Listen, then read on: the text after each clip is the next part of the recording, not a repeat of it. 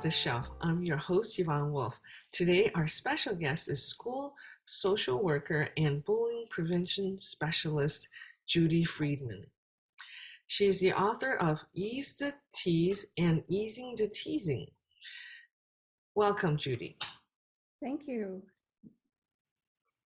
So tell us a little bit about your social work in an elementary school.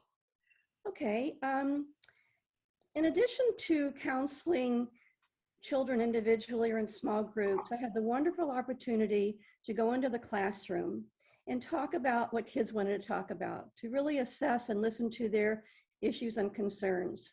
And this was before social emotional learning became such an integral part of children's curriculum today. And it was clear to me that teasing was the #1 issue for kids, that most young children would react with emotion. They'd get angry, lash out verbally, sometimes physically. Some kids would cry. And it's important to remember that emotional reactions invite more teasing. And kids cannot control what other kids say or do, but they can control their reactions.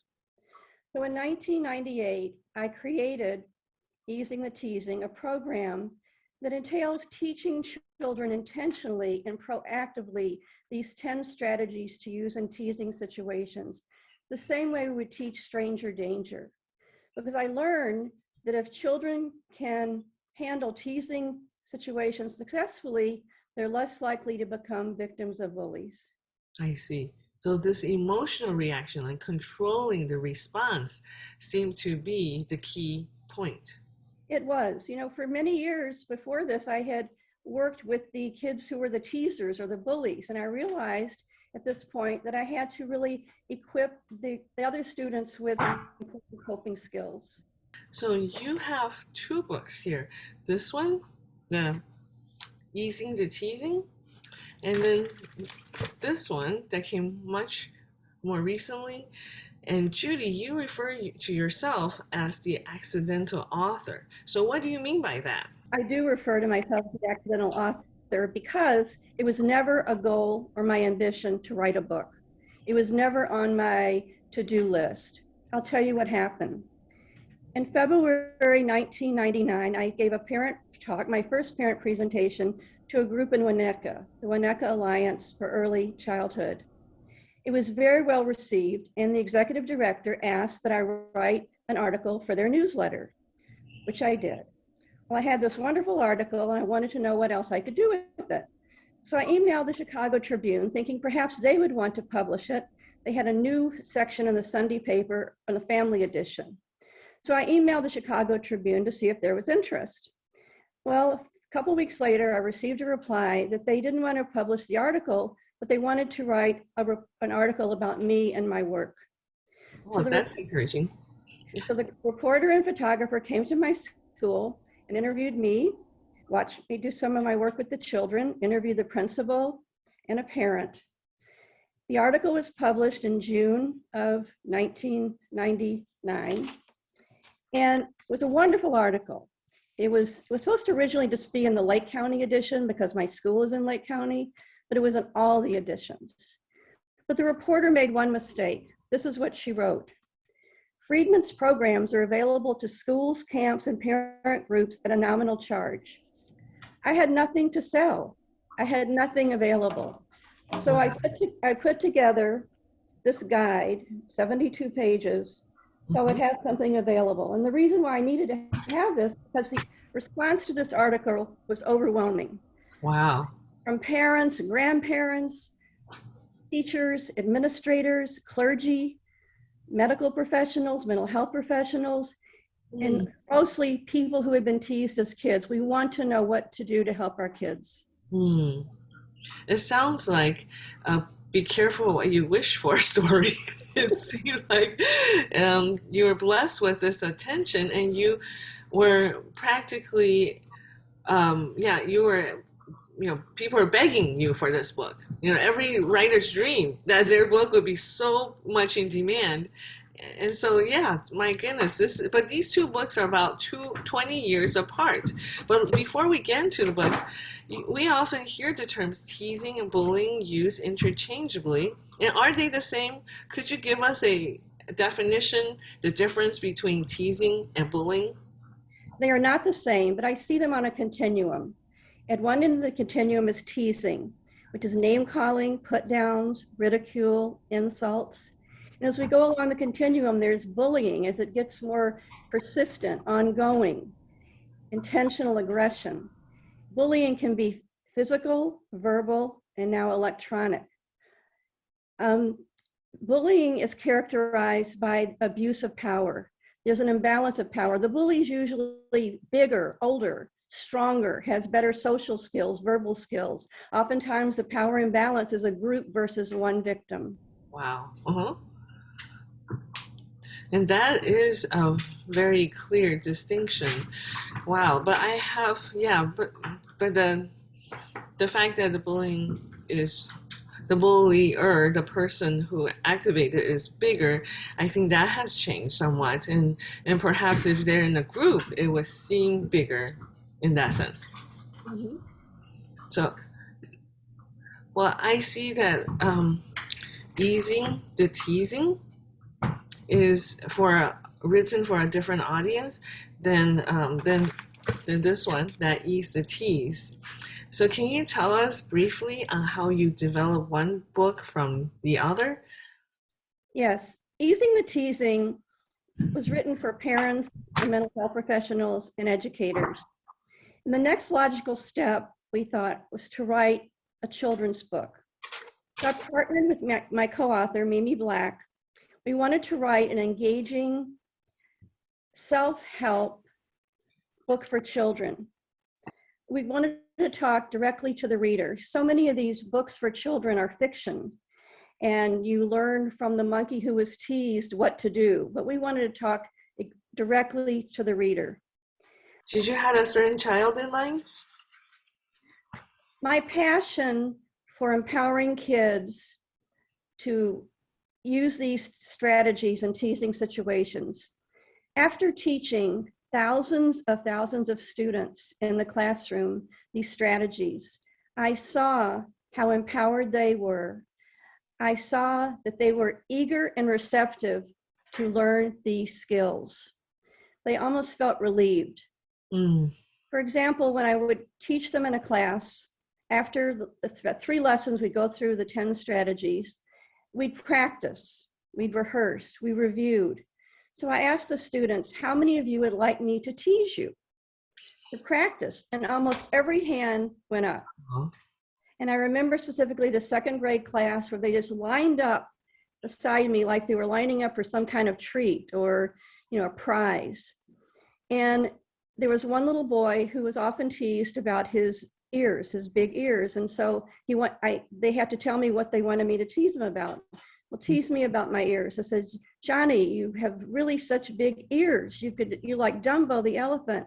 A big smile on his face. He said, I can hear the ice cream truck several blocks away. Oh. And everybody just laughed. And I'm sure that he will never be teased about his ears in that class. Yes. And you could just tell that kids were just relieved and empowered to be able to say something or do something effectively rather than react with anger, with tears, or feel bad about themselves. Yes. Some of those children who don't react with emotions, they suffer from very low self-esteem, and they believe everything the teaser says. Mm-hmm. So they are learning to manage their emotions and handle that situation. And I think that's what really changed. Exactly. I think what inspired me was the kids that I worked with and what they showed me they needed and what they could do.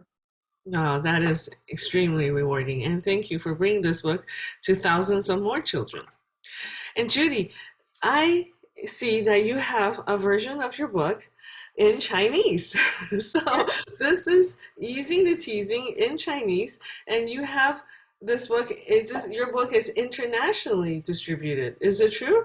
Well, yes, not only is it in Chinese, but it's also translated in Portuguese, which I think really shows that teasing is widespread and universal.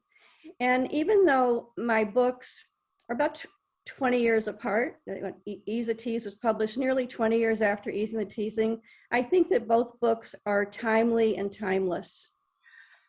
Yes, I think that's the basis of many relationships. It could be a beginning, it could be an end, but managing that experience seemed like a life-changing step. What we had to do was change a couple of the names of the strategies. For example, in the original book, one strategy is visualization. What that means is we ask the children to visualize what they can do with the words, what they can do with the teases, rather than have them penetrate and hurt their feelings or hurt their heart. Some children would visualize having a shield in front of them and the words would bounce off. Or a soccer player might visualize kicking the mean words down the soccer field. For the children's book, we changed the word visualization to imagination, thinking that was more child-friendly. Well, I think the book does look very child-friendly with the colors, and but how do you write a nonfiction book? You have something that probably for adults to deal with, but then making that accessible to children. You mentioned that other people helped you. Who come to mind when you think of the people who helped you transition, from this book to this one? Like the illustrator, perhaps, or? I'll talk about the first book because there were very different experiences. After the Tribune article was published, my professional adventure began as I began speaking at different schools locally throughout the state and throughout the country. And at that time, a friend of mine, Gail Reichlin, who was author of Pocket Parent, introduced me to her literary agent.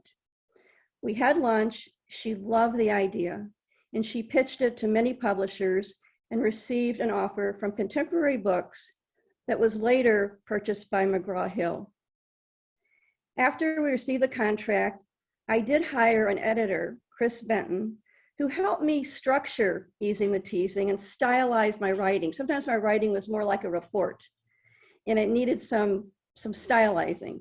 That's exactly what I was thinking. Like, how do you make a nonfiction report, right, into a conversation, perhaps, with your audience? It was the help and expertise of my editor that I hired on my own, not from the publishing company.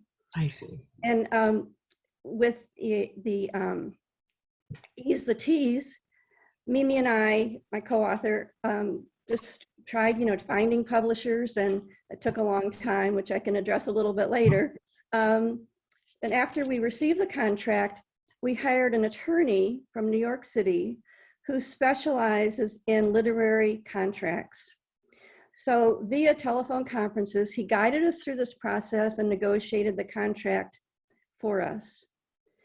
And then after that, we worked with an amazing editor at Free Spirit Publishing, Eric Braun. And this book is what it is due to Eric's expertise. He listened to us and he just offered us so many suggestions that we'll forever be grateful. And by the way, Eric is author of a book that was published the same time as ours in this new series, Little Laugh and Learn. His book is called Make a Friend, Be a Friend. That sounds familiar. That seems like this kind of books that help children socialize. And I think that is even more important now after we are coming out of almost 2 years of COVID. The socializing is what children are missing, and they learn to be mature in so many ways from the socializing. What are your thoughts on cyberbullying? You mentioned something about bullying electronically, and that seemed to be a bigger topic on its own. It's a whole different ballgame. Cyberbullying is just beyond devastating. It's just beyond cruel. And an incident that might happen on the school bus or the playground can go global within a few seconds. My book is for kids ages 5 through 9. It deals with face-to-face strategies, or strategies to use in face-to-face teasing situations.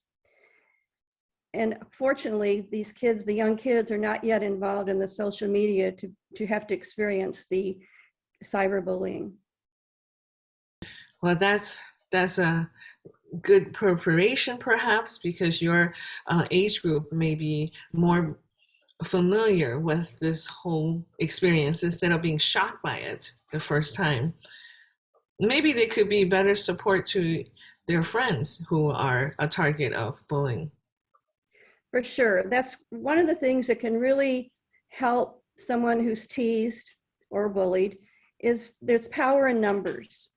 And Mm, for the kids who witness this, who see it, who hear it, stand up and speak out. And we address this in Ease the Tease, the power of strength, the power of numbers. We encourage kids to do that. I see. If you just have parents monitor the teasing or parents speak to the other parents, I mean, does that help? Does that resolve the problem? Well, I think when I was speaking of is the bystanders, the kids who are witnessing the situation, for them to stand up and speak up at the time, and then if it's not corrected or resolved, that they go ask for help. You know, the 10th strategy with Ease the Tease is asking for help, because these strategies do not work if it's really bullying. If it's Right. bullying, they need to ask for help. Hmm. So I've beyond, never, I've never seen a bully stop by himself or herself without some kind of intervention. I see. And so this wonderfully, I think the illustration is very appealing. And let me just make sure it's high enough. Now, how did you find the illustrator for this children's book, Ease the Tease? The publisher, Free Spirit, contracts with freelance illustrators. Mhm. So we had no part in this decision. The illustrator, Steve Mark, is actually the illustrator of the book that was published with ours, Make a Friend, Be a Friend. We were shown his illustrations, and we could make suggestions if we thought maybe a child should look perhaps a little more afraid or a little more angry, and they took our suggestions. So I see you have some input into the illustrations. So Judy, you mentioned finding the publisher. Can you tell us some of the bumps in the road in finding finding the publisher? Well, yes. My co-author and I sent out proposals and submissions to children's publishers in 2015. You know, children's publishing is very different than adult publishing. McGraw-Hill does not publish children's books, nor did my literary agent handle children's submissions. So we sent out these manuscripts and proposals, and our first choice was Free Spirit Publishing out of Minneapolis. Free Spirit is a leading publisher of social emotional books related to just helping kids enhance their growth. We got rejections from everybody. Boy, that sounds familiar. Yes. But you knew where to look. You see, that social emotional topic already has a publisher. So, well, then the next few years, we sent the proposal out to more publishers, a couple literary agents, nothing happened. So then maybe 2 years later, 2017, 2018, we decided, it kept nagging at us that Free Spirit was really the perfect publisher for our book. So we sent out again another proposal, and we didn't hear from them in about 6 months. So we kept maybe hoping that maybe no news is good news. So we contacted them in 6 months. We received a reply that they were going through some staff changes, and their time frame was extended from beyond 3 to 6 months, which we were told to begin with. 9 months, another 3 months went by, no response. We contacted them again. We received an email almost a year later after the submission of our second proposal. They apologized, they lost our manuscript. Wow. So could we please resubmit it? So we did, and a month later, we got an acceptance. Wow. That is such a great story about trying and trying again. Don't give up. You just have to have perseverance and determination. And that no, that initial no was not forever. It's just that time. My goodness, that's a incredible, yeah, incredible support for our writers out there. So can you tell us some other lessons that you learned about putting the book together? Did you mentioned you're a co-author, and do you live close to each other? Was it all done email, digitally? Mimi Black and I met at a parent program I did in Elmhurst many, many years ago. And we began our friendship, and I just loved emailing her and getting to know her and her family. And I just loved her gift of language. She was a big supporter of my program, my work. So we decided we would venture on writing a children's book. So we we did a lot by email, but we had many lunches together, and just over the years became very good friends as we partnered in this endeavor. I guess one of the lessons I learned, in addition to determination and perseverance, is patience. But once we received the contract, got it signed, worked with Eric. We signed the contract in June of 2019. The book was published in August of 2021. So even though we met every deadline of every phase, it seemed like it just took forever. Oh well, yes, and many times these timelines just get extended. As I work with authors who say, "Oh, my book is releasing next year," and then takes another 3 months, another 6 months. So definitely, that is a good lesson to keep in mind. And then what happened too is that the pandemic impacted and delayed the shipment of the books. The books were published were printed in China. Ah, yes. So we had to wait. They were delayed in getting here. And then a last note about the patience. I was told on a particular day that FedEx was going to deliver these books to me. And I was like a child waiting for Santa Claus to come. Because even though I had seen the book digitally, I had not seen the real copy. Right. Waiting, and FedEx never came. It turned out there was a glitch in the driver's GPS. No way. Yes. So I did get it the next day. So again, I guess the other lesson is just being patient. But this was so well worth it. It was just beyond our expectations. Oh, I think so. And also, I think that's a great story about friendship and relationship with your co-author, Mimi. The fact that you started at an event that she was like a fan that became a contributor and collaborator. I think that's just a dream come true, something that developed from years of believing in this subject. Right. And I think her children at the time when we were doing this were quite young. And I kept telling her it was a wonderful model for her children, for them to really see her perseverance with this. That's so true. Now, what connects you to Glenview? Well, my husband and I moved from Glencoe to Glenview in 2004. We moved to the Glen, which we just love. We live across from Gallery Park, which is a real bonus. As I mentioned earlier, after the article in the Tribune was published, I was invited to many schools to talk to parents, locally, nationally, throughout the state. And one of my fondest memories is the 2 parent programs at Hoffman School here in Glenview. The principal, Mark Walther, was a big supporter of my work. He was such a wonderful, wonderful man and principal. And at the time, he was chairman of the Character Counts Committee in Glenview. So he encouraged me to join, which I did, and I served for many years. Oh, yes, Mark is a wonderful leader in our community. My children went to Hoffman during his years, and he's just a constant reminder of, positivity and perseverance. I'm so glad you know him too. He's wonderful. I really miss him. Me too, and he's definitely someone that represented Glenview for me when we just moved here about 11 years ago. So Judy, tell us if you have any message for our writers out there, just some thoughts that you have maybe fought over, struggle within yourself, but you have something to share with our writers out there. In addition to the hard work, and it is a lot of work, I believe there's an element of fate.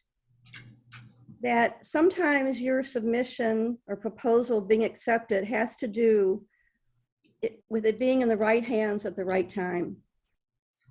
So true. Well, thank you for being here and joining us on Off the Shelf. Thank you for having me. And thank you for watching. Join us next time on Off the Shelf.